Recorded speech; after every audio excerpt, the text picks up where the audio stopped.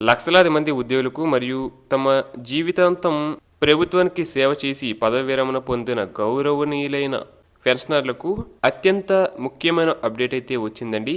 ప్రభుత్వం ఎంతో కాలంగా పూరిస్తున్న 27% మధ్యంతర భృతి ఐఆర్కు సంబంధించి అధికారిక లెక్కల టేబుల్ ఇప్పుడు సిద్ధమైంది.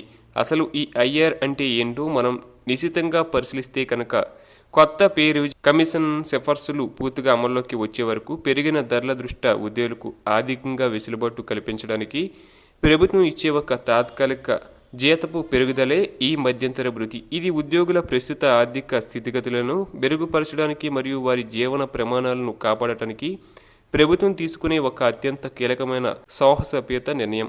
ఈ ఐఆర్ ప్రకటన ఎప్పుడు జరుగుతుందా అని కళ్ళు కాయలు కాచేలా ఎదురు చూస్తున్న ఉద్యోగ పెన్షనర్ల వర్గాలకు ఇప్పుడు ఒక స్పష్టమైన తేదీ ఖరారైపోయింది.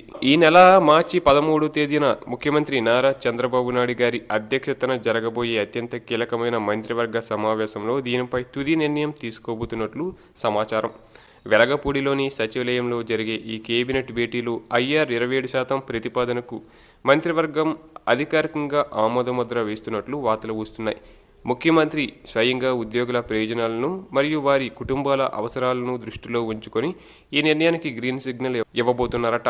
కాబట్టి ఇది రాష్ట్ర వ్యాప్తంగా ఉన్న సుమారు 4 లక్షల మందికి పైగా ఉద్యోగులకు మరియు 3.5 లక్షల మంది పెన్షనర్లకు ఒక పెద్ద పండగ లాంటి వార్త అని చెప్పవచ్చు. ఈ నిర్ణయంతో ఉద్యోగుల వేతనాల్లో భారీ మార్పు రాబోతుంది. మీ ప్రాథమిక వేతనం ఆధారంగా ఈ ఐఆర్ వల్ల మీ జేబులోకి అదనంగా ఎంత డబ్బు చేరుతుందో ఇప్పుడు మనం ప్రతి అంకెను విడమర్చి వివరంగా చూద్దాం. ఉదాహరణకు ఒక జూనియర్ స్థాయి ఉద్యోగికి 20,000 రూపాయలు బేసిక్ పే ఉంటే వారికి నెలకు అదనంగా 5,400 రూపాయలు పెరగబోతున్నాయి. అంటే వారి నెలవారీ జీతం ఒక్కసారిగా గణనీయంగా పెరుగుతుంది.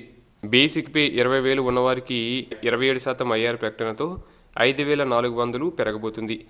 21,500 బేసిక్ పే ఉన్నవారికి 5,800, 21,800 బేసిక్ పే వారికి 5,900, 22,000 బేసిక్ పే ఉన్నవారికి 5,970 రూపాయలు, 22,700 బేసిక్ పే ఉన్నవారికి 6,130 రూపాయలు బేసిక్ పే పెరగబోతుంది. అలాగే 23,000 బేసిక్ పే ఉన్నవారికి 6,200, 24,200 బేసిక్ పే వారికి 6,500, 24,500 బేసిక్ పే వారికి 6,600, 30,000 బేసిక్ పే ఉన్నవారికి 8,100, 31,000 బేసిక్ పే వారికి 8,400, 35,000 బేసిక్ పే ఉన్నవారికి 9,500, 36,000 బేసిక్ పే వారికి 9,800, 37,000 బేసిక్ పే వారికి 10,000, 38,000 బేసిక్ పే ఉన్నవారికి 10,350 రూపాయలు, 40,000 బేసిక్ పే వారికి 10,800 బేసిక్ పే పెరగబోతుంది.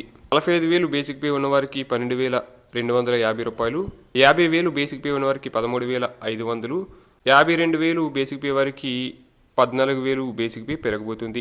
అలాగే 55,000 బేసిక్ పే ఉన్నవారికి 14,950 రూపాయలు, 60,000 బేసిక్ పే ఉన్నవారికి 16,200, 65,000 బేసిక్ పే ఉన్నవారికి 17,600 బేసిక్ పే పెరగబోతుంది.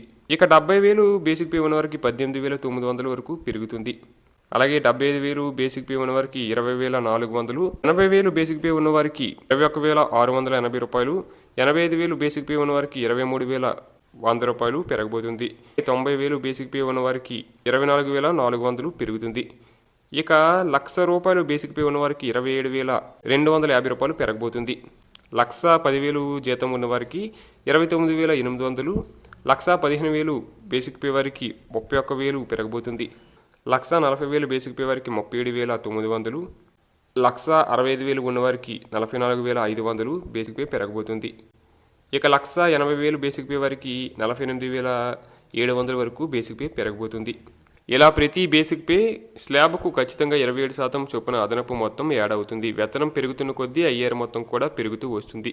ఈ అదనపు ఆదాయం మధ్యతరగతి ఉద్యోగుల కుటుంబాల్లో పిల్లల చదువులకు, ఇంటి అవసరాలకు లేదా వ్యక్తిగత రుణాలు, ఈఎంఐల చెల్లింపులకు ఒక గొప్ప ఊరటగా నిలుస్తుంది. కేవలం ఉద్యోగులు మాత్రమే కాదు, పెన్షనర్లు కూడా తమ రిటైర్మెంట్ సమయంలో ఉన్న బేసిక్ పెన్షన్ ఆధారంగా ఇదే 27% డిఆర్ రూపంలో ప్రయోజనం పొందుతారు. వృద్ధాప్యంలో పెరిగిన మందులు ఖర్చులు, వైద్య సదుపాయాలు మరియు ఇతర నిత్యావసర వస్తువుల ధరల పెరుగుదల నేపథ్యంలో ఈ అదనపు నగదు ఒక అండగా నిలుస్తుంది. మీరు మీ బేసిక్ పెన్షన్ ఎంతో తెలుసుకొని దానికి 0.27తో గుణిస్తే మీకు ఎంత పెరుగుతుందో సులభంగా అర్థమవుతుంది.